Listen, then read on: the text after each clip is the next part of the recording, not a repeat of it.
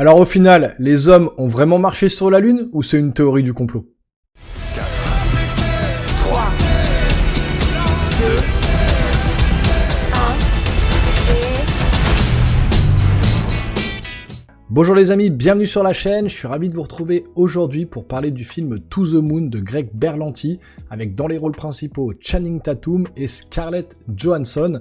Alors ce film, théorie du complot ou non, les hommes ont-ils vraiment marché sur la Lune ou est-ce que tout a été fait en studio comme beaucoup le prétendent? Et bien justement, ça va apporter quelques réponses un petit peu à tout ça dans ce film, mais ça va surtout faire un pied de nez en fait, un pied de nez à tous ces complotistes qui disent que personne n'a marché sur la Lune. Donc j'attends vos retours dans les commentaires. Est-ce que, comme moi, franchement, vous êtes un peu sceptique sur l'idée que les hommes ont marché sur la Lune? Ça fait plus de 50 ans qu'on n'y est pas retourné. Dans les années 60, c'est difficile de concevoir, avec les technologies de l'époque, de pouvoir amener des hommes sur la Lune. Alors je suis pas un complotiste, je rentre pas dans ces délires-là, mais parfois je me pose des petites questions, et ce film-là, malgré le fait que ce soit une comédie romantique, eh ben ça amène quelques pistes un peu de réflexion sur justement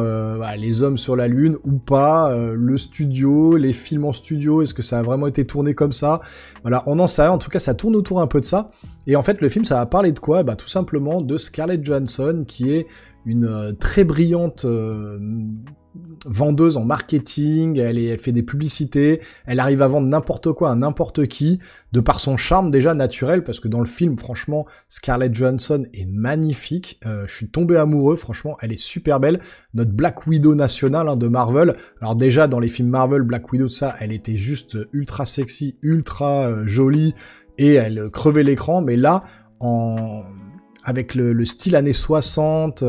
les coupes de cheveux, les tenues, tout ça, elle est juste magnifique. J'ai été illuminé par sa beauté, franchement, et je pense que pas mal de monde dans la salle devait être comme ça devant elle, parce que vraiment,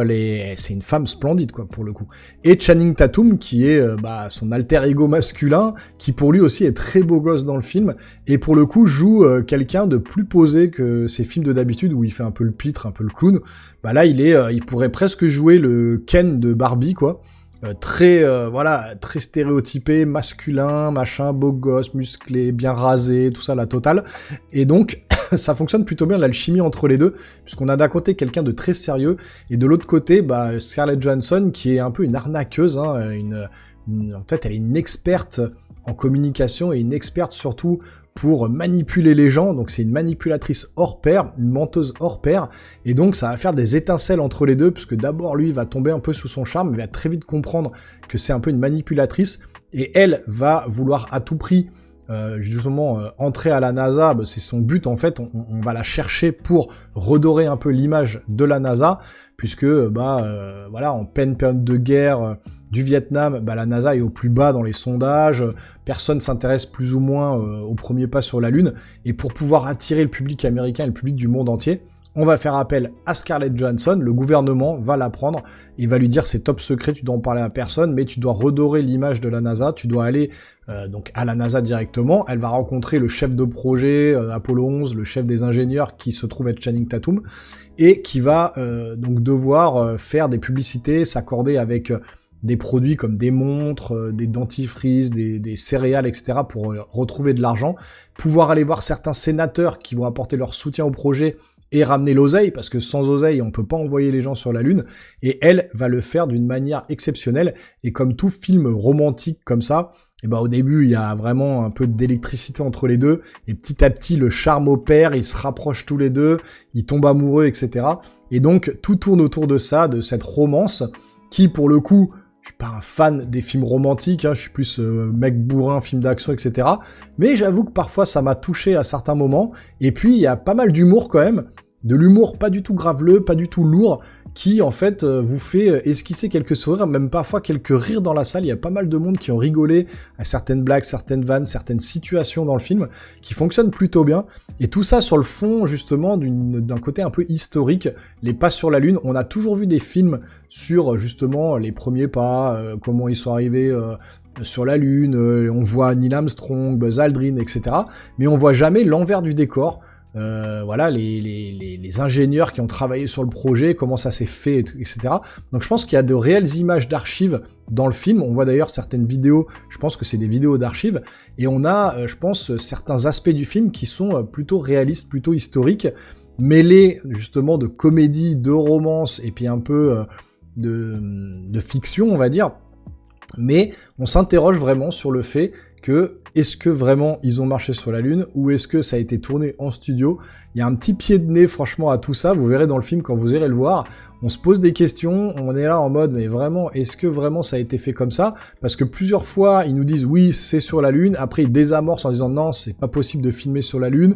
et puis il y a voilà des choses qui s'imbriquent dans le film, et finalement on se dit bon bah est-ce que vraiment ils y sont allés ou non? Tout s'articule autour de ça, tout en mêlant justement cette comédie, cette romance, avec deux acteurs qui font le job, franchement, hein, je vous dis, Channing Tatum et Scarlett Johansson, il y a une vraie alchimie à l'écran, ça se sent entre les deux, on voit qu'ils se sont amusés, et ça marche bien, quoi, je veux dire, les deux, ça faisait longtemps que j'avais pas vu, en fait, au cinéma, un film comme ça, romantique, vraiment léger, voilà, sans prétention, puisque au niveau de la réalisation, tout ça, on est sur quelque chose de classique, la photographie c'est classique, il n'y a pas d'envolée spectaculaire au niveau de la caméra, au niveau de la réalisation, de la mise en scène, c'est vraiment du classique, ça serait un film un peu à la Julia Roberts, en mode Pretty Woman si vous voulez, on est un peu sur ce style-là en fait, sur un Pretty Woman sans prostituée, sans mec riche, etc. Mais on est un peu sur le même niveau, voilà, où vous vous attachez aux personnages, où vous avez envie de voir leur romance évoluer, et vous vous dites mais quand est-ce qu'ils vont s'embrasser, c'est pas possible, allez-y, c'est bon, c'est le moment.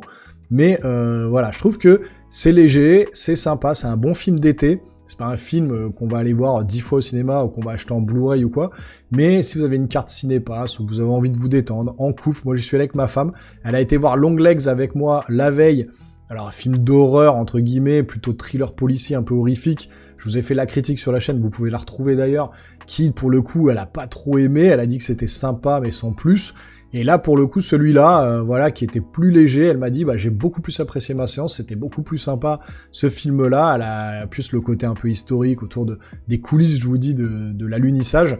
Et bah, c'est toujours intéressant à voir comment ils ont monté tout ça, la période qu'il leur a fallu pour,